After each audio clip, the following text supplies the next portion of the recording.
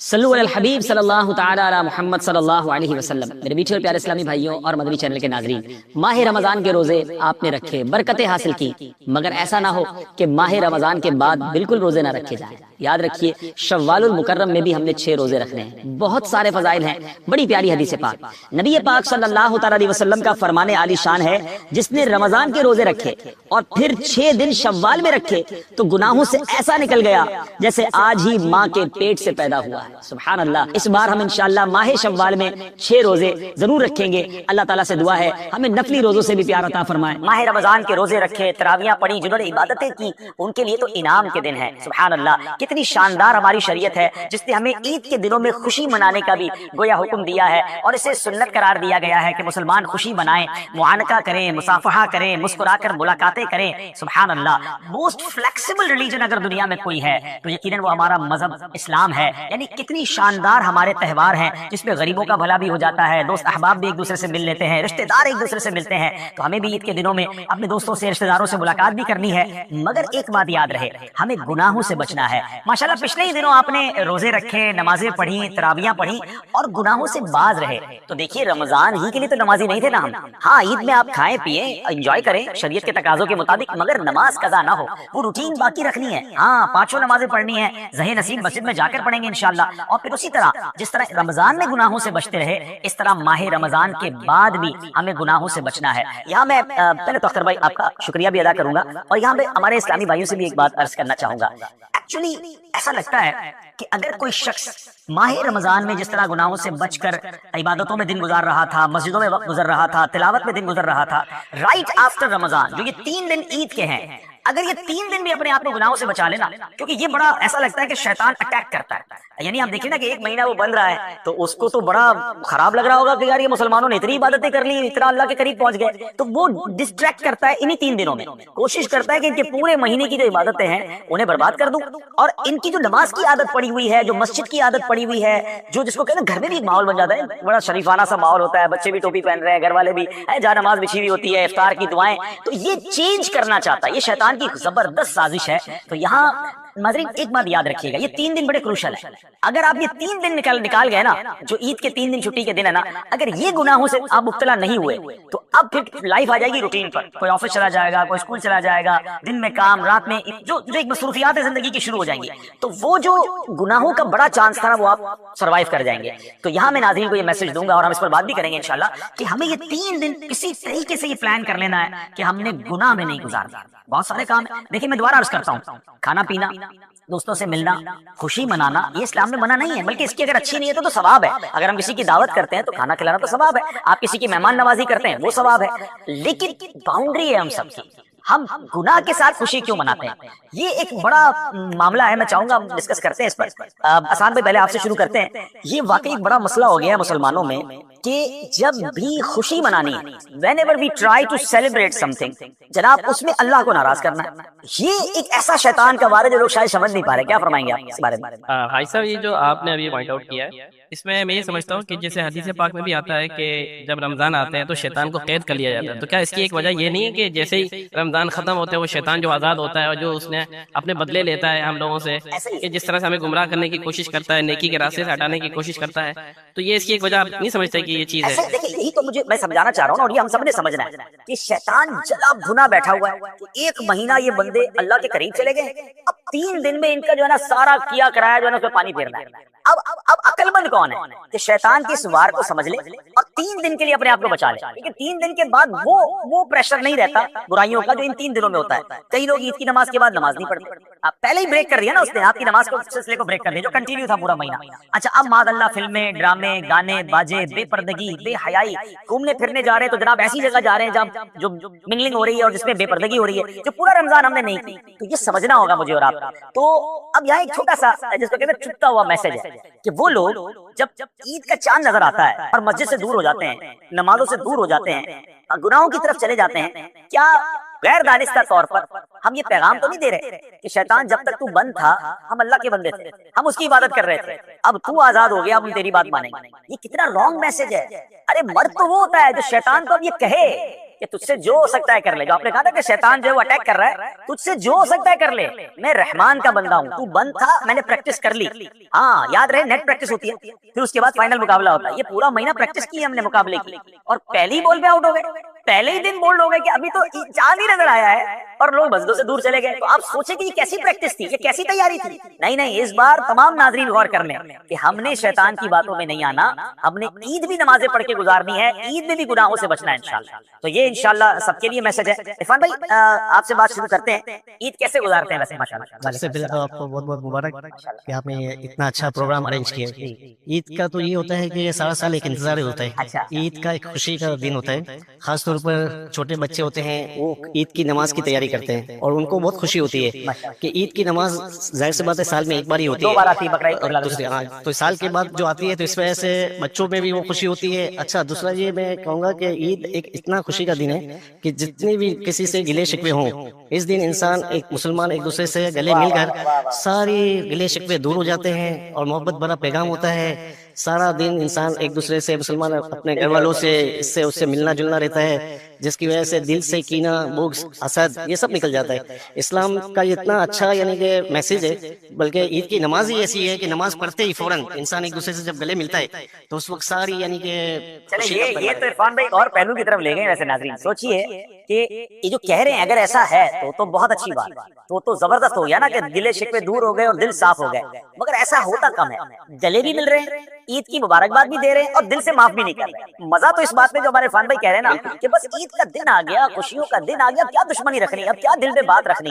یار یہ بھی اللہ کا بندہ, میں بھی اللہ کا بندہ, ہو گئی کوئی بات نہیں, دل بڑا کریں, عید مبارک کریں. اب عید مبارک بھی کر رہے ہیں اور دل بھی بھرا ہوا ہے, تو سبحان اللہ بڑا اچھا ان کی میں تو سمجھتا ہوں ہمیں پوائنٹ ملا ہے کہ آج سارے بھائی یہ نیت کر لیں, خوشی کا موقع ہے نا, ہاں دل صاف کر لو یار. میں سمجھتا ہوں عید کی سب سے بڑا تحفہ یا عیدی اگر کسی کو دینی ہے نا تو سب سے بڑی عیدی یہ ہے کہ آپ سب کو معاف کر دیں. بس جو ہو گیا, دل بڑا کریں رشتے داروں. اچھا ایسا بھی ہوتا ہے عرفان بھائی, اور ایسا ہو سکتا ہے ابھی بھی کوئی ہمارے ویور سن رہے ہو ہم کو کہ آج عید کا دن ہے مگر فلاں رشتے دار کو فون نہیں کرنا یا فلاں کے گھر نہیں جانا. نہیں وہ تو ہمارے ساتھ انہوں نے ایسا کیا تھا ویسا کیا. یہ کیسی خوشی ہے کہ آپ کسی مسلمان سے دور ہیں. ایسا نہ کریں, دل بڑا کریں, سب کا بھلا, سب کی خیر, کوئی بات معاف کر دیں, تحفہ بھجوا دیں یا ان کے گھر چلے جائیں, ان کو بھی کہیں آج عید کا دن ہے, میں معاف کر دیں. اللہ کرے کہ یہ خوشیوں کے ساتھ ہم عید منائیں. اچھا میں ایک اور بات بھی آپ کے توسط سے شیئر کرنا چاہ رہا ہوں. جو معافی کا معاملہ ہے نا, انسان اپنے دماغ میں, ذہن میں, دل میں جو چیزیں بڑھ کر رکھتا ہے دوسرے کے بارے میں حسد کر کے یا دوسری چیزیں, وہ اپنے اوپر ہی ڈپریشن کا شکار ہو جاتا ہے, بیماری ہو جاتا ہے وہ. تو بہتر یہ ہے کہ اپنے آپ کو, اس کی سب سے بہترین دوا یہی ہے کہ معاف کر دے, دل خالی کر دے, بس ختم کر دے, اس کو معاف کر دے. اس میں آخرت کے لیے بھی اس کے لیے اچھا ہی ہے, اور جو دوسروں کو معاف کرتا ہے اللہ پاک اس کی بھی معاف کرتا ہے. اچھا بڑی کمال کی بات کی عرفان بھائی, آپ کو تو میں اگلے پروگرام میں بلانا پڑے گا. دیکھیں یہ کئی لوگوں سے کئی باتیں سیکھنے کو ملتی نا کہ اصل فائدہ تو ہمیں. آصف بھائی کیا کہیں گے آپ, ہم نے کسی سے حسد کیا ہوا ہے نا, ایکچولی ہم نے اپنے اوپر ہی بوجھ لیا ہوا ہے. اس کو تو ٹینشن ہی نہیں ہے, نیند آپ کو نہیں آ رہی, سوچ اس کے بارے میں آپ رہے, دل پہ بوجھ آپ کے کہ یار اس نے ایسے کیوں کہا تھا, وہ اچھا ترقی کر رہا ہے تو پرابلم ہے, تو ٹینشن تو آپ نے اپنے اوپر لی ہوئی ہے. ڈپریشن الگ چل رہا ہے, بیماری الگ چل رہی ہے, تو بھائی اپنے آپ کو بھی فریش کرو, معاف کرو اور انجوائے کرو. کیا کہیں گے, عید کا پیغام کیا دیں گے آپ؟ ٹاپک تو جو اگر معافی کا چل رہا ہے تو بھائی کی پہلے بات سنی ہے کہ اس سے اچھا تحفہ کوئی ہو ہی نہیں سکتا کہ دل سے معاف کر دیا جائے, اور دل سے معاف کرنا ہی بنتا ہے. اور آپ نے بھی یہ توجہ میں دلائی ہے کہ آپ واقعی اگر ایسا ہو جائے نا تو پھر تو مدینہ ہو بڑا جائے, آسان ہو جائے گا, بہت اچھا ہو جائے گا, معاشرے میں کتنی خوشیاں آ جائیں گی. اچھا یہاں میں ایک اور بات بھی ناظرین آپ سے کرنا چاہوں گا. میں اور آپ سب کیا چاہتے ہیں, اللہ ہمیں معاف کرے, ہمارے سارے. اچھا ہم کہتے ہیں کہ اللہ کے بارے یا اللہ میرے صغیرہ بھی گناہ معاف کر, میرے کبیرہ بھی معاف, میری ہر غلطی معاف کر دے. اچھا ہے بڑی لاجیکلی بات, تھوڑی گہری ہے, سمجھ سنیے گا. میں رب سے یہ چاہ رہا ہوں کہ اے اللہ تم میری ہر غلطی معاف کر دے. سوال یہ تم نے دوسروں کی غلطیاں معاف کی ہیں, ہم کسی کی غلطیاں نہ معاف کریں, اللہ میری غلطیاں معاف کر دے. بھائی پہلے آپ بندوں کو تو معاف کریں نا, اور پھر اللہ سے عرض کریں کہ مولا میں نے بندہ ہو کر تیرے بندوں کو معاف کر. اے اللہ تو کریم ہے, تو تو رحیم ہے, تو آج عید کی خوشیوں میں مجھے بھی معاف کر دے. آپ بلیو کریں, آپ دل بڑا کر لیں, بہت اچھا ہو جائے گا. آصف بھائی ویسے نارملی عید کیسے گزرتی ہے, عید والے دن کیا کیا کرتے ہیں, کچھ بتائیں نا ہمارے ناظرین. سر نارملی بس عید کی جو تیاریاں ہوتی ہیں عموماً اصل میں عید تو بچوں کی ہوتی ہے, اور بچیاں ماشاءاللہ میرے گھر میں تو بچیاں زیادہ ہیں, تو ماشاءاللہ جو ان کی تیاریاں رات سے ہی تیاریاں ہوتی ہیں. میں نے ایک ذہن اپنے بچوں کو یہ دینے کی کوشش کی ہے جو ہمیں اپنے بڑوں سے سیکھنے کو ملا ہے, کہ میں اپنے ہر پچھلے کوئی 20 ایک سال سے کنٹینیو میں نے اس پریکٹس کو رکھا ہوا ہے کہ اپنے چھوٹے بچے سے لے کے میرے ماشاءاللہ 7 بچے ہیں، تو چھوٹے سے لے کے بڑے تک کو میں کوشش کرتا ہوں کہ عید والے دن کٹھے سب کو لے کے جاؤں، اور وہ میرا جو ٹور ہوتا ہے صبح 9 بجے نکلتا ہوں اور شام کو 4 یا 5 بجے میں واپس آتا ہوں۔ کہاں جاتے ہیں بھائی ٹور پہ؟ اچھا، میرا ماننا ہے کہ میں اپنے بچوں کو جو ہے وہ میری پھوپھیوں سے ملواؤں، اپنی خالوں سے ملواؤں، میں سب کے گھر جاتا ہوں۔ میں اپنے نہیں وہ ایک ٹائمنگ سب کے سے ایڈجسٹ کیے ہوئے، میں نے سب کو پتا ہوتا ہے کہ آصف نے آنا ہے۔ تو نانی حیات تھی ابھی، پچھلے دنوں ان کا انتقال ہوا ہے، پچھلے مہینے۔ پہلے سب سے پہلے نانی کے پاس جانا، پھر ماموں ملاقات ہوتی ہے، اور ہم لوگ تو دعوتوں میں بھی نہیں جا پا رہے۔ تو میں نے پھر اپنے بھائی سے کہا کہ یار ابو بھی چلے گئے، امی بھی چلی گئی، تو ہمیں ایٹ لیسٹ زدیال اور ننیال کے رشتہ دار ہیں، ان کو سال میں 1-2 بار گھر پہ دعوت پر بلا کر ہمارے کزنس ہم سے ملیں، ہم ان سے ملیں، ہم ان سے بات چیت کریں۔ اچھا، نیکی کی دعوت بھی ہو جائے گی اور صلہ رحمی والا معاملہ بھی ہے۔ تو اس کو میں نے الحمدللہ وہاں سے لیا، پک کیا۔ ویسے تو ملاقات ہو جاتی تھی، لیکن ایک اسپیشلی ایک گیٹ ٹوگیدر 1-2 گھنٹے کا بات چیت ہو رہی ہے، گفتگو ہو رہی ہے، ایک دوسرے کے حال احوال ہو رہے ہیں، اور ہم الحمدللہ نیکی کی دعوت بھی اس کو دے سکتے ہیں۔ تو بڑا کمال کا چلیں ہمیں چیز ملی کہ رشتہ داروں سے مل کر عید گزاریں اور اس سے دل جوئی ہوتی ہے۔ ہاں یہ ضرور ہے ناظرین، یہاں ایک بات میں کہہ دوں کہ جو شریعت کے تقاضے ہیں رشتہ داروں سے ملنے میں، جہاں جہاں پردے کا معاملہ ہے اس کو ضرور آپ ملحوظ خاطر رکھیں کہ یار سارے رشتہ دار ہیں، کوئی بات نہیں، مل کر بیٹھے ہیں، مل کر کھا رہے ہیں، وہ بیریئر رہے گا۔ اس کے علاوہ باقی آپ شریعت کے تقاضوں کے مطابق ضرور ملیں، اور یہ صلہ رحمی کی تو بات ہی زبردست ہے۔ کچھ کہنا چاہیں گے عرفان بھائی؟ جی، میں یہ عرض کرنا چاہوں گا کہ ماشاءاللہ عید کے حوالے سے یہ پروگرام رکھا گیا ہے۔ امیر علیہ سنت دامت برکاتہ العالیہ بڑا پیارا ذہن دیتے ہیں، جیسا کہ ابھی موضوع بھی چلا تھا کہ عید والے دن جو ہے ہمیں گناہوں سے بچنا ہے اور نیکیوں میں گزارنا ہے۔ الحمدللہ امیر علیہ سنت دامت برکاتہ العالیہ نے مدنی قافلے کا ذہن دیا ہے۔ یہ بات میری رہ گئی تھی، اور یہ بہت زبردست۔ اچھا، اب اس کا جواب مل گیا لوگوں کو۔ کچھ لوگ مجھے کہتے تھے یار پورا مہینہ اعتکاف کیا ہے، یہ 3 دن عید والے تو گھر پہ گزارنے تھے، کہتے 3 دن مدنی قافلے میں جاؤ، اور عید کے مدنی قافلوں پر انفسائز ہے دعوت اسلامی۔ کچھ لوگ کہتے تھے یار عید کے دن تو قافلے میں نہ بھیجیں کسی کو۔ یہ امیر علیہ سنت ہے نا، یہ کمال کے ماہر نفسیات، ان کو اتنی باریکیاں پتا ہے کہ یہ 3 دن اگر یہ بندہ گناہ سے بچ گیا نا، یہ یعنی دوسرے لفظوں میں سوچے کہ سیلاب آئے گا، ہمیں پتا ہے گناہوں کا سیلاب آئے گا، اب آپ سیلاب کے راستے سے ہٹ گئے، مسجد میں جا کے بیٹھ گئے 3 دن کے بعد آپ آئے تو سیلاب گزر گیا، اب سب لوگ روٹین پہ، کوئی کاروبار پہ چلا گیا، کوئی نوکری پہ چلا گیا، کوئی اسکول کالج، سب لوگ لائف اسٹائل نارمل ہو گیا۔ تو وہ سیلاب سے اگر بچنا ہے، اگر تو گھر میں ہے تو عبادت کا سلسلہ جاری رکھیں، اور سب سے بیسٹ طریقہ جو ہمارے عرفان بھائی نے یاد دلایا، اس لیے شاید بہت سے کو آج جواب مل جائے گا کہ دعوت اسلامی میں کیوں یہ نعرہ لگایا جاتا ہے کہ عید کے 3 دن مدنی قافلے میں گزارے، کیونکہ وہ جانتے ہیں کہ یہی وہ 3 دن ہے جس پہ شیطان اپنا جس کو کہتا ہے پورا زور لگا دیتا ہے۔ چلیں ناظرین، ہماری طرف سے بھی دعوت قبول کر لیں، اگر آج عید کا پہلا دن ہے تو اگلے 3 دن کے لیے آپ مدنی قافلے کی نیت کر لیں، تو انشاءاللہ یہ عید کی ایک اور خوشی کا جو ہے وہ انداز ہو جائے گا۔ سبحان اللہ، ماشاءاللہ کئی عاشقان رسول 1 ماہ کا اعتکاف بھی کرتے ہیں اور امیر علیہ سنت پھر چاند رات سے مدنی قافلے میں سفر بھی کرتے ہیں۔ کیا بات ہے، ماشاءاللہ۔ ہم احمد بھائی سے بات کرتے ہیں۔ احمد بھائی ماشاءاللہ آپ کیسے ویسے نارمل عید مناتے ہیں؟ سب سے پہلے تو ایک دن عید چاند رات سے ہی جو ہے نا بچے جو بھی ہوتے ہیں نا بہت ایکسائٹیڈ ہوتے ہیں، ایکسائٹیڈ ہوتے ہیں، اور کپڑے پہلے سے ہی جو ہے نا نکال کے رکھتے ہیں اپنے، صبح یہ پہننا ہے، اور آپ جیسے عید کی نماز پڑھ کے آئیں گے تو ہم پھر اپنی فیملی سے ملنے کے لیے جائیں گے۔ لیکن عید کی نماز پڑھنے کے بعد میں ایسا سوچتا ہوں کہ پہلے ہمیں قبرستان جانا چاہیے، جو ہمارے ساتھ نہیں ہیں ان سے پہلے ملاقات کریں، ان کو وہاں پہلے اپنا سلام پیش کیجیے، اور پھر اس کے بعد اپنے جو بڑا پیارا کام ہے، یہ اچھا کام ہے عید والے دن قبرستان جانا، اور بڑا جس کو کہتے ہیں نا کہ ہارٹ ٹچنگ جملہ کہا ہے کہ وہ جو ہمارے ساتھ نہیں ہیں عید کے دن ان سے ملنے جائیں۔ واقعی میں یہ بات تو یقیناً ہم سے زیادہ کون جانتا ہے کہ جس کے ماں باپ نہیں ہیں وہ عید والے دن کتنا یاد آتے ہیں۔ تو بہرحال ماں باپ کی قدر کرو جن کے پاس ماں باپ ہیں، اور جب وہ چلے جاتے ہیں تو خاص طور پر ان دنوں بڑے یاد آتے ہیں، چاہے وہ رمضان ہو، چاہے وہ عید ہو، چاہے وہ بڑی راتیں ہوں، کیونکہ وہ جو ان کے ساتھ ایک اٹیچمنٹ ہوتی تھی، جو محبتیں ملتی تھیں، جو دعائیں ملتی تھیں، اللہ کریم ہم سب کے ماں باپ کی مغفرت فرمائے۔ اور میں آپ سے بھی کہوں گا کہ جن کے ماں باپ چلے گئے، رشتہ دار چلے گئے، ضرور قبرستان جایا کریں اور ان کے لیے دعائیں بھی کریں، اچھا پھر ان کے لیے ایصال ثواب کا بھی انتظام کریں۔ تو بہت زبردست آپ نے بات اللہ اتنی دیر سے ابھی عرفان بھائی نے گلے ملنے کا ذکر کیا، انہوں نے رشتہ داروں سے ملنے کا ذکر کیا، انہوں نے قبرستان جانے کا ذکر کیا، سب کے ماشاءاللہ اپنے اپنے ویوز ہیں اور سب کے اپنے اپنے ایکسپیرینس ہیں۔ میں آپ سے ایک سوال یہ پوچھنا چاہوں گا کہ آپ علیہ الصلوۃ والسلام جو ہے نا ان کی عادت کریمہ کیا تھی؟ عید آپ علیہ الصلوۃ والسلام کس طرح گزارتے ہیں؟ سبحان اللہ، نبی پاک کی بہت ساری سنتیں اور پیارے آقا کے طریقے کتابوں میں لکھے، جیسے عید الفطر ہے تو اس میں یہ ہے کہ کچھ کھا کر یا میٹھا کھا کر عید کے لیے جائیں، پھر تکبیر آہستہ آواز میں پڑھنی ہے، جب بڑی عید کو جاتے ہیں تو بڑی آواز میں تکبیر پڑھنی ہے۔ پھر نبی پاک کا بھی انداز تھا کہ عید کے لیے جاتے ہوئے ایک راستے سے جاتے، واپسی دوسرے راستے سے تشریف لاتے، تاکہ دنیا کو پتہ چلے، وہاں کے لوگوں کو پتہ چلے کہ مسلمان کتنی بڑی تعداد میں ہیں۔ پھر اس کے بعد معانقہ کرنا، ملاقات کرنا، لوگوں کو مبارکباد دینا، تو یہ سرکار دو عالم علیہ السلام کا طریقہ۔ لیکن یہ بات وہی آ جاتی ہے کہ ہماری خوشیاں جو ہے نا आसिफ भाई एक मेरा दर्द है, मैं चाहता हूँ आज इसको थोड़ा सा डिस्कस करें मिलकर। हल्की सी बात इस पर हुई थी, थोड़ा इसको और एलोबरेट करते हैं कि पता नहीं क्या शैतान ने गेम की है हमारे साथ कि जब भी हम खुशी मनाते हैं ना, पता नहीं क्या खप सवार हो जाता है कि उस खुशी में अल्लाह को नाराज करने वाला काम कहीं ना कहीं से ऐड कर देते हैं। अब ईद बड़ी इनाम का दिन है, यानी इस दिन तो मगफिरत तकसीम करने के बाद है, मगर इस दिन गाने बाजे नाच गाने, रोडों पे आप देखते हैं स्पीकर लग जाते हैं, लोग भी हयाई की तरफ जा रहे होते हैं, फिल्मों की टिकटें बुक हो जाती हैं। अच्छा ईद में ये हुआ। अच्छा अब आगे चलते हैं बर्थडे। पहले तो औलाद की बड़ी तमन्ना है, बड़ी दुआओं से औलाद हुई तो उसकी जो पार्टी की उसमें कोई ना कोई गाने बाजे नाच गाने हो गए।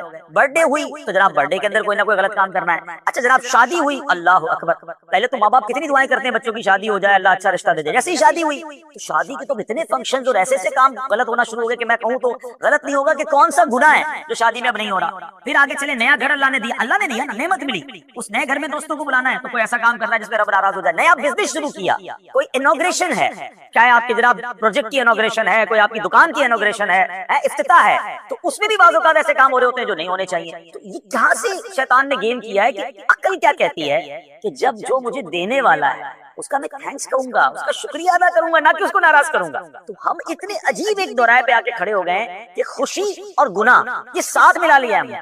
आज अगर एक मैसेज ले लेना नाज़रीन, मैं समझता हूँ मेरा ये प्रोग्राम कबूल हो जाएगा, प्रोग्राम वसूल हो जाएगा कि आज एक मैसेज ले लें कि वो कैसी खुशी है कि मैं तो खुश हो रहा हूँ, मेरी फैमिली खुश हो रही है, मेरे दोस्त खुश हो रहे हैं और मेरा रब नाराज हो रहा है। मुझे खुशी देने वाला नाराज हो रहा है, बाकी हम एंजॉय कर रहे हैं। ये कैसी खुशी है, मुझे इसका जवाब दे दें। एक नियत कर लो आज, मैं खुशी आइंदा ऐसे मनाऊंगा कि मैं भी खुश, मेरे बच्चे भी खुश और मेरा रब भी राजी। Simple is that. और इस फॉर्मूले में रॉन्ग कुछ नहीं है। अच्छा जब अल्लाह को राजी करके खुशी बनाएंगे ना, शुक्र करके मनाएंगे, तो अल्लाह क्या फरमाता है, ला इन शकरतुम ला अज़ीदन्नकुम, तुम मेरा शुक्र अदा करो मैं तुम्हें और अता करूंगा। यानी इट मींस मेरी खुशियां मल्टीप्लाई होना शुरू हो जाएंगी। हमने ये देखा है कि बहुत सारे लोग खुशियां मनाते हैं, बड़ा एंजॉय करते हैं, गाने बाजे हल्ला गुल्ला बेहयाई, थोड़े दिनों बाद उनको उस खुशी को नजर लग जाती है। शादी की तो औलाद नहीं हो रही, बच्ची परेशान है, यार मैंने इतना बड़ा करोड़ों रुपए खर्च किए थे और बच्ची अपने घर में खुश नहीं। तुमने उस शादी में रब को कितना नाराज किया था, तुमने इस कारोबार के शुरू करने में कितना हंगामा ढोल तमाशा किया था, कारोबार बैठ गया। अगर इसी कारोबार में तुम अल्लाह का शुक्र अदा करते, जिक्र अस्कार करते, अल्लाह रसूल की बातें करते, कुरान खानी करते, गरीबों की मदद कर देते इतने पैसों में। आसिफ भाई इस पे कुछ बात करें, मुझे तो अभी पता चला है कि कराची की बात हुई है कि पिछले दिनों ये ट्रेंड चला है कि एक एक शादी में ऐसे ऐसे गुलकार और ऐसे ऐसे अदाकार बुलवाए जा रहे हैं कि एक एक फंक्शन में उनको फंक्शन परफॉर्म करने के 1.5 करोड़ रुपए दिए जा रहे हैं। अब आप बताएं इसमें तो कितने बच्चों की शादियां हो जाएंगी। बात तो आप ठीक कर रहे हैं, और ये मैं तो समझता हूँ ये आज की बात नहीं है, ये काफी अरसे से चला आ रहा है। और पहले लाखों में लोग करते थे, अब करोड़ों में कर रहे हैं। दिखलावा भी बढ़ गया है, दिखलावा बहुत ज्यादा बढ़ गया है, तो मैंने भी करना है। और फिर अब एक लोग पता नहीं एक जहन बन चुका है कि एक सिंबल बन गया है कि यार उसकी मतलब मेरी बच्चों की शादी में फलाना गुलकार आना चाहिए, इतने करोड़ वो लेता है, क्योंकि हर बड़े गुलकार के अपने एक प्राइस फिक्स रेट है, तो उसके प्राइस से जो है ना उसका वैल्यू काउंट हो जाता है कि ये इवेंट ये इवेंट इतना बड़ा है, सिर्फ करोड़ रुपए तो उसने गुलकार को दिए हैं, बाकी जो हॉल के प्राइस है, जो खाने पे खर्चा है, तो ये आज का नहीं है, ये हर दौर में चला आ रहा है और चल रहा है। लेकिन अल्लाह हमें ऐसा तकवा नसीब करे जो आप बतला रहे हैं। सिंपल है आसिफ भाई, ये तो लॉजिक, मैं इसमें चाहूंगा आप में से कोई भी बात करें कि ये सिंपल है। मुझे बताइए कितना सिंपल फॉर्मूला है कि जो मुझे खुशी देने वाला है मैं वो कैसी खुशी बना रहा हूँ कि मैं उसको नाराज कर रहा हूँ। बस आप ये चेक कर लें नाज़रीन, सेलिब्रेट करें, सेलिब्रेशन में खुशी में अल्लाह को नाराज ना। Simple formula. अख्तर भाई आप बताएं ईद कैसे गुजारते हैं और इस मौजू पर भी कुछ बात करना चाहते हैं। वही रूटीन है सब हमारी पुरानी ईद की नमाज, उसके बाद सबसे पहले वालिद साहब की कई सालों से रूटीन है, वो मेरी बहन के घर जाते हैं। अच्छा माशाल्लाह। फिर वो अपनी बहन के घर जाते हैं। अच्छा माशाल्लाह। और फिर के घर, फिर बहन के घर, माशाल्लाह। हमारी मेमोरी कहते हैं न्याणियों पहला। हाँ ये भी हमारे माशाल्लाह बुजुर्गों का एक तरीका है, न्याणियां हमारे यहाँ बहनों को, ये बहनें शानदार वजीफा, अल्लाह अकबर। बल्कि शायद मैं ये कहूँ तो गलत नहीं होगा कि अफजल तरीन वजीफा। जी हाँ, आज उस पर बात करेंगे और वो कितना अहम है हमारी जिंदगी में, हमारे ईमान के लिए, वो भी इंशाअल्लाह पता चल जाएगा। सादी रसूल हजरत शद्दाद बिन औस रदी अल्लाह तआला फरमाते हैं कि हम सहाबाए किराम अलैहिम रिदवान, अल्लाह पाक के आखिरी नबी रसूल हाशमी सल्लल्लाहु अलैहि वसल्लम की खिदमत में हाजिर थे। आप अलैहिस्सलातु वस्सलाम ने हमसे पूछा, हल फीकुम गरीबुन, क्या कोई तुम में अजनबी तो नहीं बैठा? सहाबाए किराम ने कहा नहीं हुजूर, हम सारे मुसलमान ही हैं और कोई गैर नहीं है। तो नबी पाक अलैहिस्सलातु वस्सलाम ने फरमाया ऐसा करो, दरवाजे बंद कर दो। सहाबा ने दरवाजे बंद कर दिए। अब आप अलैहिस्सलातु वस्सलाम ने फरमाया इरफअू अयदियकुम वक़ूलू ला इलाहा इल्लल्लाह, हाथ ऊपर उठा लो और ला इलाहा इल्लल्लाह पढ़ना शुरू कर दो। حضرت شداد بن اوس کہتے ہیں ہم سب نے ہاتھ اوپر اٹھایا اور کلمہ پاک پڑھنا شروع کر دیا. کچھ دیر اسی طرح ہم ذکر کرتے رہے, نبی پاک ذکر کرواتے رہے, اور اس کے بعد مالک جنت قاسم نعمت صلی اللہ تعالی علیہ وسلم نے خوشخبری سناتے ہوئے فرمایا ابشروا فإن اللہ قد غفر لکم, تمہیں بشارت ہو کہ بے شک اللہ پاک نے تمہیں بخش دیا ہے.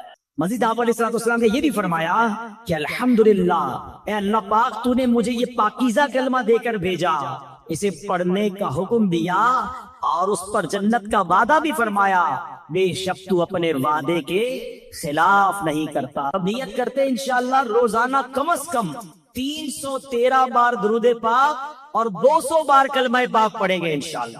حدیث میں آتا ہے کہ جو 70,000 مرتبہ کلمہ طیبہ پڑھ لے اس کی مغفرت کر دی جاتی ہے. یہ روایتوں میں آتا ہے. ٹھیک ہے, 70,000 پڑھنا ہے. اب یہ ضروری نہیں کہ ایک ہی محفل میں پڑھ لیں, آپ ایک مہینے کا ٹارگٹ رکھ لیں کہ یار اس مہینے 70,000 پورے کر لوں گا. اب اس پہ فرمائے لا الہ الا اللہ, لا الہ الا اللہ پڑھتا رہے, ہر 100 کے بعد ایک بار محمد الرسول اللہ صلی اللہ علیہ وسلم پڑھ لیں. اب اس کے بارے میں سبحان اللہ ایک بڑی خوبصورت روایت بھی ہے کتابوں میں. حضرت محی الدین ابن عربی ایک جگہ دعوت پہ تشریف لے گئے, تو ایک لڑکا جو ہے اس کے بارے میں مشہور تھا کہ یہ صاحب کشف ہے, اس کو بہت ساری باتیں کشف سے معلوم ہو جاتی ہیں. آپ نے سنا تھا. تو وہ بچہ جو ہے وہ آپ کے پاس کھانا کھا رہا تھا, اچانک رونے لگا. تو آپ نے کہا کیوں رو رہے ہو؟ کہ میں نے اپنی ماں کو جہنم میں دیکھا, اس کی ماں کا انتقال ہوا تھا. شیخ ابن عربی نے تھوڑے عرصے پہلے 70,000 بار کلمہ پاک پڑھا ہوا تھا. آپ نے دل ہی دل میں وہ کلمہ پاک اس کی مرحومہ والدہ کو ایصال ثواب کر دیا کہ میں اس کو ایصال کرتا ہوں. وہ لڑکا مسکرانے لگا. آپ نے اس کو بتایا نہیں؟ کہتا کیوں مسکرا رہے؟ کب میں نے ماں کو جنت دیکھا. شیخ ابن عربی نے کہا کہ میں نے اس کے کشف سے حدیث پہچان لی اور حدیث کی برکت سے اس کے کشف کو پہچان لیا کہ یہ واقعی غیب کی باتیں دیکھ لیتا ہے, اور حدیث کتنی صحیح ہے یہ بھی مجھے اس واقعے سے پتا چل گیا. تو پتا چلا میرے پیارے اسلامی بھائیوں 70,000 بار کلمہ پاک. میں نے تو جب سے یہ حدیث پڑھی ہے نیت کر لی ہے, کچھ شروع بھی کر دیا ہے. میرے لیے بھی دعا کریں, آپ بھی ٹارگٹ لے لو. فضول باتیں یار موبائل پہ گھنٹوں گزارتے ہیں, واک کرتے ہوئے کلمہ پاک پڑھنا شروع کر دے, تسبیح ہاتھ میں لے, کتنی بار ہو جائے گا لا الہ الا اللہ, لا الہ الا اللہ, لا الہ, 100 بار پورا ہو جائے محمد الرسول اللہ صلی اللہ علیہ وسلم پڑھ لیں. انشاءاللہ یہ زبان کلمے کی عادی بھی ہو جائے گی. اچھا پھر ضروری تو نہیں ایک بار 70,000 پڑھیں, اللہ توفیق دے, کیونکہ جب آپ پڑھو گے نا 70,000 بار یہ دل جگمگ کرنے لگ جائے, کلمے سے محبت ہو جائے گی اور پڑھنے کو جی چاہے گا. کبھی کہنا ہے چلو امی کے نام پہ 70,000, کبھی کہنا ابو کے نام پہ 70,000. اتنے تحفے دیے امی ابو نے, اور خاص طور کے جن کے ماں باپ چلے گئے ان کے لیے تو زیادہ اچھی نیت کریں گے. تو امی ابو کے نام پر جو ہے وہ ہم پڑھے. پھر اللہ پاک توفیق دے تو پیر صاحب کے نام پہ پڑھ لے, چلو ان کے ایصال ثواب کے لیے, غوث پاک کے ایصال ثواب کے لیے. تو انشاءاللہ بزرگوں کے ایصال ثواب کے لیے پڑھتے رہیں گے, کلمہ پاک کا ثواب تو ملے گا, بزرگوں کا فیضان بھی مل جائے گا انشاءاللہ. تو پڑھیں گے انشاءاللہ. چلو 3 بار مل کر پڑھ لیتے. لا الہ الا اللہ محمد الرسول اللہ, لا الہ الا اللہ محمد الرسول اللہ, لا الہ الا اللہ محمد الرسول اللہ. ایک دوست نے دوسرے دوست سے قرض لیا. جو میں واقعہ بیان کرنے جا رہا ہوں یہ درود پاک کی بڑی مشہور و معروف کتابوں میں بھی لکھا. مفتی امین صاحب رحمۃ اللہ تعالی نے اپنی کتاب آب کوثر میں بھی اس واقعے کو نقل فرمایا. ایک دوست نے اپنے دوسرے دوست سے 3,000 دینار کا قرض لیا. 3,000 دینار ایک اچھی رقم ہوتی ہے, یعنی سونے کی اشرفیاں. اب جناب ایک وقت طے ہو گیا کہ اتنے ٹائم کے بعد میں یہ قرض لوٹا دوں گا. وہ ٹائم آ گیا, دوست نے کہا بھائی میرے پیسے لوٹاؤ. تو اب اس دوست نے کہا کہ میرے پاس پیسے تو نہیں ہے, میرا کاروبار بھی تباہ ہو گیا ہے, میں تمہیں پیسے نہیں دے سکتا. پہلے تو اس نے کافی کوشش کی, اس کو فالو اپ کیا, اس کو بار بار یاد دلایا. جب پیسے نہیں ملے تو اب اس دوست نے کیا کیا کہ عدالت میں چلا گیا. جج صاحب کو کہا کہ یہ میرا دوست ہے, مجھے پیسے لیے, پیسے نہیں دیتا. جج صاحب نے اس کو بلا لیا اور پوچھا کہ بھائی تم نے پیسے دینے ہیں؟ کہاں پیسے تو دینے ہیں. پھر دیتے کیوں نہیں ہو؟ پیسے ہے ہی نہیں, کہاں سے دوں, سارا کاروبار تباہ ہو گیا, پیسے خرچ ہو گئے. جج صاحب نے کہا تمہارے پاس 30 دن ہے, 30 دن میں اس کو پیسے لوٹا دوں, اور اگر نہیں لوٹا سکے تو پھر میں تمہیں جیل میں ڈال دوں گا. اب پیسے تو تھے نہیں, کاروبار کولیپس ہو گیا تھا. یہ بندہ گھر آیا پریشان کہ اب کیا کروں گا. 30 دن میں اتنی بڑی رقم کا انتظام کیسے ہوگا؟ مگر اس بندے نے کتابوں میں لکھا ہے کہ شاید وہ حدیث سن رکھی تھی یا پڑھ رکھی تھی کہ حدیث پاک میں آتا ہے جس کا مضمون ہے کہ کوئی بندہ اگر مشکل میں ہو، پریشانی میں ہو، تو اس کو چاہیے مجھ پر درود پڑھے کہ جو درود پاک ہے وہ بندے کی مصیبتیں اور پریشانیوں کو لے جاتا ہے۔ اس نے کہا اور تو کوئی طریقہ ہے نہیں، پیسے تو ہیں نہیں، صبح سے لے کر شام تک درود پڑھنے لگا۔ 27 دن گزر گئے، 28ویں رات آ گئی۔ خواب میں جب سویا تو کسی نے آواز لگائی کہ گھبراؤ مت، تمہارا قرضہ ادا ہو جائے گا، علی بن عیسیٰ وزیر کے پاس جاؤ، وہ تمہارا قرضہ ادا کر دے گا۔ سنو اٹھا، سوچنے لگا پتہ نہیں کس کی آواز تھی، کوئی اشارہ تو ملا ہے مگر ایسے کیسے میں وزیر کے پاس چلا جاؤں۔ اگلا دن گزرا، پھر رات آئی۔ اب جو رات آئی تو نبی پاک علیہ السلام خواب میں تشریف لے آئے۔ نبی پاک علیہ السلام نے فرمایا گھبراؤ نہیں، علی بن عیسیٰ وزیر کے پاس جاؤ، وہ تمہیں تمہارا قرض ادا کر دے گا۔ صبح اٹھا تو بہت خوش، آقا نے زیارت کروائی، نبی پاک نے راستہ بھی بتا دیا۔ اب دن کون سا آ چکا ہے؟ 29واں دن آ گیا ہے، آخری دن ہے۔ اب میرے دن کورٹ میں جانا ہے۔ اچانک خیال آیا میں وزیر کے پاس جاؤں گا، اور وزیر نے کہا میں کیسے مانوں تمہیں نبی پاک نے بھیجا؟ کوئی ایویڈنس، کوئی نشانی، کوئی بھی آگے کہہ سکتا ہے مجھے نبی پاک علیہ السلام نے بھیجا ہے۔ اب اسی تذبذب میں، اسی ہیزیٹیشن میں یہ والا دن بھی گزر گیا، مگر درود پڑھتا رہا۔ رات پھر ہوئی تو نبی پاک علیہ السلام پھر خواب میں تشریف لایا۔ نبی پاک نے فرمایا علی بن عیسیٰ وزیر کے پاس جاؤ، تمہارا قرضہ ادا کرے گا۔ تو حضور کیسے جاؤں؟ جاؤں گا اور اگر مجھے کوئی نشانی مانگی تو میں کیا نشانی بتاؤں گا؟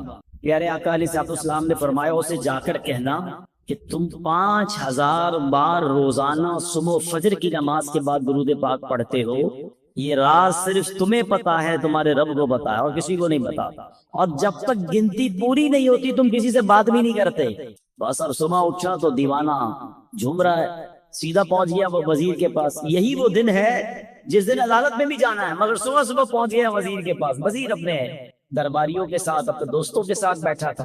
کا پیغام دیجئے وزیر صاحب سے کہ مجھے آپ سے ملاقات کرنی ہے، بڑا امپورٹنٹ، بڑا اہم پیغام لایا ہوں۔ وزیر صاحب نے جب یہ سنا تو کہا پوچھو کس کا پیغام لایا؟ باہر سے جواب دیا کہ میں نبی پاک علیہ السلام کا پیغام لایا ہوں۔ اب وزیر تھا تو عاشق رسول، فوراً اندر بلایا تو فرمائیے کیا پیغام ہے؟ کہ نبی پاک علیہ السلام نے تمہارے پاس بھیجا ہے اور 3000 دینار مجھ پر قرضہ ہے، آپ میرا قرضہ ادا کر دیں۔ تو وزیر صاحب نے کہا بات تو بڑی زبردست ہے، لیکن اگر کوئی نشانی ہو میں کیسے مان لوں کہ آپ کو پیارے آقا علیہ السلام نے بھیجا ہے؟ کہا خالی ہاتھ نہیں بھیجا، آقا نے نشانی بھی بتائی ہے۔ کہا بتائیے نشانی کیا ہے؟ کہا نشانی یہ ہے کہ آپ روزانہ صبح فجر کی نماز کے بعد 5000 بار درود پاک پڑھتے ہیں، اور یہ راز صرف آپ کو معلوم ہے، آپ کے رب کو معلوم ہے۔ وزیر تو جھوم اٹھا نا، اس کے تو درود پاک مقبول ہو گئے۔ کہتا مرحبا یا رسول اللہ، اپنے کمرے میں گیا، واپس آیا، 3000 دینار نہیں، وہ 9000 دینار لے کر آیا۔ کہتے پہلے 3000 تو نبی پاک کا حکم، آقا کا حکم سر آنکھوں پر، لبیک یا رسول اللہ، یہ لیجئے۔ دوسرے 3000 آپ نے میرے گھر تک قدم رنجا فرمایا، اتنی پیاری خوشخبری سنائی، یہ اس کا تحفہ ہے۔ تیسرے 3000 لیجئے کہ آپ اپنے بچوں کے لیے اس سے کوئی کاروبار وغیرہ شروع کریں اور ایک وعدہ بھی کر کے جائیں۔ اب زندگی میں آپ کو جب بھی کوئی کام پڑے نا، آپ نے کہیں اور نہیں جانا، مجھے خدمت کا موقع دینا ہے۔ اللہ اکبر، یہ دیوانہ تو خوش۔ اب پہنچ گیا عدالت میں۔ اچھا وہاں عدالت میں سارے یہ سوچ رہے ہیں، ایوری بڈی ایکسپیکٹنگ کہ یہ تو آئے گا، آ کر کہے گا پیسے ویسے ہیں نہیں، جج صاحب نے اس کو جیل میں ڈالنا ہے۔ یہ تو گیا، جاتے ہی جج صاحب کے ہاتھ میں 3000 دینار رکھ دیے کہ جج صاحب یہ لیجئے، میری جو قرضہ تھا میرے دوست کو دے دیجئے۔ جج نے کہا ٹھہرو، یہ بتاؤ آئے کدھر سے پیسے؟ تم تو کہتے تھے کاروبار نہیں، تم تو کہتے تھے حالات خراب ہیں، کھانے کو پیسے نہیں، 3000 دینار لے کر آ گئے۔ اب اس دیوانے نے بھرے کوٹ میں، بھری عدالت میں گویا زبان حال سے ہی کہنا شروع کر دیا کہ اتنا دیا سرکار نے مجھ کو، اتنی میری اوقات نہیں، یہ تو کرم ہے ان کا، ورنہ مجھ میں تو ایسی بات نہیں۔ اس نے پورا واقعہ ہی سنا دیا عدالت میں۔ اچھا اس زمانے کے جج بھی کیسے ہوتے تھے؟ سنو، وہ جج صاحب اپنے سیٹ سے اٹھے، اپنے چیمبر میں، اپنے کمرے میں چلے گئے، عدالت لگی ہوئی ہے، تھوڑی دیر بعد آتے ہیں اور 3000 دینار جو ہے اس بندے کے ہاتھ میں دے کر کہتے ہیں کیا سارا ثواب علی بن عیسیٰ لے جائے گا؟ मैं भी तो नबी पाक का उम्मती हूँ, तुम्हारा कर्जा मैं अदा करता हूँ। अच्छा, अब ये सारा माजरा वो दोस्त भी देख रहा है जिसने केस किया था। उसने कहा जज साहब ठहरिए ठहरिए, ऐसा करम इस पर हुआ है, मैं इससे पैसे लेकर क्या करूंगा, कलम और कागज लाइए, मैं अपना कर्जा ही माफ कर देता हूँ। अच्छा, अब ये आशिक रसूल जज साहब को कहता है जज साहब और तुम्हारे पैसे तो वापस ले लो, अब अपने पैसे तो वापस ले लो, मैंने क्या करना है, कर्जा ही माफ हो गया। तो जज कहता है भाई अल्लाह के रसूल के नाम पर पैसे निकाले हैं, अब ये पैसे मैंने वापस नहीं लेने, ये पैसे तुम अपने साथ ही ले जाओ। अब ये दीवाना जो एक रात पहले 1 रुपया नहीं है, सुबह उसको इस बात का खौफ है कि मुझे गिरफ्तारी देनी है, अब 12,000 दीनार लेकर अपने घर को वापस जा रहा है। तो ये दुरूद पाक है, ये नबी पाक की तरफ लौ लगाना। यही कलमा पढ़कर गैर मुस्लिम मुसलमान होता है, यही मुबारक कलमा सच्चे दिल से पढ़ने की बरकत से गैर मुस्लिम के सब गुनाह धुल जाते हैं और वो जन्नत का हकदार बन जाता है। हिलियतुल औलिया में है, दो आलम के मालिक व मुख्तार मक्की मदनी सरकार सल्लल्लाहु तआला अलैहि वसल्लम ने फरमाया, अल्लाह पाक इरशाद फरमाता है, बेशक मैं ही अल्लाह हूँ, मेरे सिवा कोई इबादत के लायक नहीं, बस ए लोगों मेरी ही इबादत करो। तुम में से जो कोई मेरी बारगाह में सच्चे दिल से ला इलाहा इल्लल्लाह की गवाही के साथ आएगा, वो मेरी पनाह में दाखिल होगा, और जो मेरी पनाह में दाखिल हुआ वो मेरे अजाब से महफूज हो गया। क्या बात है, सुभान अल्लाह। कलमा तैयबा के मुख्तलिफ नाम हैं, याद रखिएगा। ला इलाहा इल्लल्लाह मुहम्मदुर रसूल, मिलकर पढ़ ले, ला इलाहा इल्लल्लाह मुहम्मदुर रसूलुल्लाह सल्लल्लाहु अलैहि वसल्लम। इसके बहुत सारे नाम हैं। इसका एक नाम कलमा तौहीद भी है, कलमा इखलास भी है, इसे कलमा एहसान भी कहते हैं, इसे कलमतु तक़वा भी कहते हैं। इस मुबारक कलमे का एक नाम कलिमा साबिता यानी साबित शुदा कलमा, पक्का कलमा, नाम मिटने वाला कलमा, हमेशा रहने वाला कलमा भी है। सुभान अल्लाह, इतनी हदीस और इतने फजाइल है इसके बारे में। सहाबी रसूल हजरत अबू हुरैरा रज़ियल्लाहु तआला अन्हु फरमाते हैं, मैंने अल्लाह पाक के आखिरी नबी रसूल हाशमी सल्लल्लाहु तआला अलैहि वसल्लम की खिदमत में अर्ज की, ये बुखारी शरीफ की हदीस है कि या रसूल अल्लाह सल्लल्लाहु तआला अलैहि वसल्लम, क़यामत के दिन आपकी शफाअत से हिस्सा पाने वाले खुशनसीब लोग कौन होंगे? फरमाया, ए अबू हुरैरा, मेरा गुमान यही था कि तुमसे पहले मुझसे कोई ये बात नहीं पूछेगा। नबी पाक को ये भी पता था सवाल कौन पूछेगा मुझसे।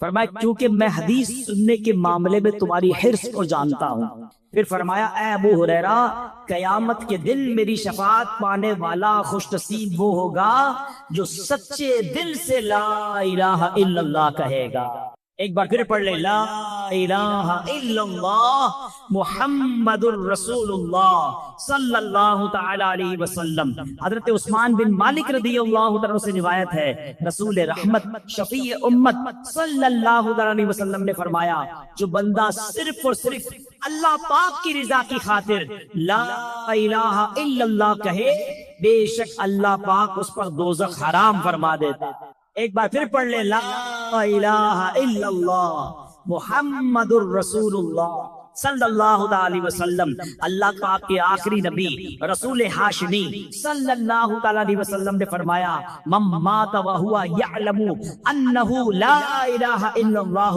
दखलल जन्ना, यानी जो इस हाल में मरा कि वो जानता है अल्लाह पाक के सिवा कोई इबादत के लायक नहीं, तो वो जन्नत में दाखिल होगा। एक हदीस पाक में है, प्यारे आका मक्की मदनी मुस्तफा सल्लल्लाहु अलैहि वसल्लम ने फरमाया, समनुल जन्नती ला इलाहा इल्लल्लाह। बड़ी प्यारी हदीस है, इतनी मुख्तसर है मगर क्या प्यारी बात फरमा दी। आप कहें जनाब मुझे डिफेंस में बंगला चाहिए, आप अगला सवाल होगा कितने का है, कीमत क्या है, प्राइस क्या है, मुझे फला वाला नया मोबाइल चाहिए। हाँ मुझे भी चाहिए, कीमत तो बताओ। अच्छा जनाब फला किस्म की गाड़ी चाहिए, मगर ये तो बताओ कितने की है, जेब में पैसे होंगे तो लूंगा ना।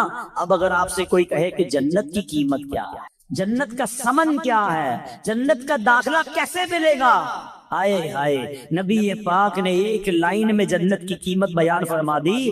آقا فرماتے ثمن الجنہ لا الہ الا اللہ. آقا فرماتے جنت کی قیمت لا الہ الا اللہ. پھر پڑھ لو لا الہ الا اللہ محمد الرسول اللہ صلی اللہ علیہ وسلم. ایک اور روایت میں ہے رسول اکرم نور مجسم صلی اللہ تعالی علیہ وسلم نے فرمایا مفاتیح الجنتی شہادت لا الہ الا اللہ. جنت کی چابیاں لا الہ الا اللہ کی گواہی دینا ہے. اللہ اکبر، سبحان اللہ. یہ ہے کلمہ طیبہ، یہ ہے سبحان اللہ کلمہ طیبہ کی برکتیں. سبحان اللہ. اب ایک عجیب سا واقعہ آپ کو سناتا ہوں، اور واقعہ ہے حضرت بایزید بستامی کا.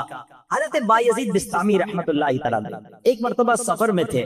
آپ کو غیب سے آواز آئی اے بایزید سمعان نامی شہر میں جاؤ، وہاں کے غیر مسلموں کے ساتھ ان کے عید کے اجتماع میں شرکت کرو. بایزید فرماتے ہیں کہ اللہ پاک کی پناہ، میں غیر مسلموں کے تہوار میں شرکت کروں؟ آپ نے کہا کہ نہیں، یہ میرے لیے پیغام نہیں ہو سکتا. رات سوئے خواب میں پھر یہ آواز آئی بایزید جاؤ اور غیر مسلموں کے فلاں تہوار میں عید میں شرکت کرو.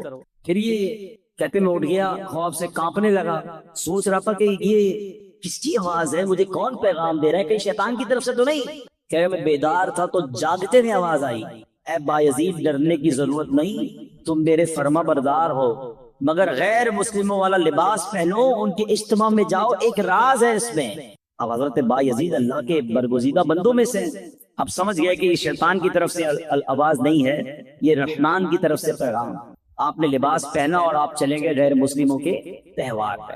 اب سارے بہت بڑا میدان، بہت بڑا میلہ، سب لوگ اپنے سب سے بڑے عالم کے انتظار میں بیٹھے ہیں. کچھ دیر بعد ان کا عالم آیا، سب لوگ بیٹھ گئے، اس نے تقریر کرنی تھی. مگر جیسی وہ عالم تقریر کرنے کھڑا ہوا نا، وہ کپ کپانے لگا، وہ لرزنے لگا، اور وہ کہتا ہے کہ لوگوں نے کہا اے سردار آپ تقریر شروع کیجئے. تو کہتا ہے کہ تو ہمارے اجتماع میں ایک محمدی بیٹھا، ایک اللہ کے آخری نبی کا امتی بیٹھا ہے، اور وہ تمہارے دین کا امتحان لینے آیا ہوا ہے، اس لیے میری آواز ہی نہیں نکل رہی ہے. پھر اس نے بلند آواز سے کہا اے محمدی، اے اللہ کے آخری نبی کے امتی کھڑے ہو جاؤ. حضرت بایزید بستامی کھڑے ہو گئے. تو اس عالم کہتا میں تم سے کچھ سوال کروں گا، تم نے جواب دیا تو اس کے بعد ہم ساری باتیں تمہاری مانیں گے، اور اگر تم جواب نہ دے سکے تو ہم تمہیں قتل کر دیں گے. تو بایزید بستامی تو ولیوں کے سردار تھے. آپ نے کہا پوچھو جو پوچھنا ہے. اس غیر مسلم نے بھرے مجمع میں 61 سوال کیے، 61 کوسچن کیے حضرت بایزید بستامی سے. حضرت بایزید بستامی نے سب کے سب ٹھیک جواب ارشاد فرما دیے. حضرت بایزید بستامی نے اسے سوال کیا تم نے کرنا ہے سوال، اب میں سوال کرتا ہوں، بتاؤ آسمانوں اور جنت کی چابی کیا ہے؟ تو جو غیر مسلموں کا عالم تھا نا، وہ کہتا ہے آسمانوں اور جنت کی چابی کلمہ طیبہ لا الہ الا اللہ محمد الرسول اللہ. اللہ پاک نے اس کی زبان پر حق جاری کر دیا. اب اپنے اتنے بڑے عالم کی آواز سن کر، اس کا جواب سن کر، اس میدان میں ہزاروں غیر مسلم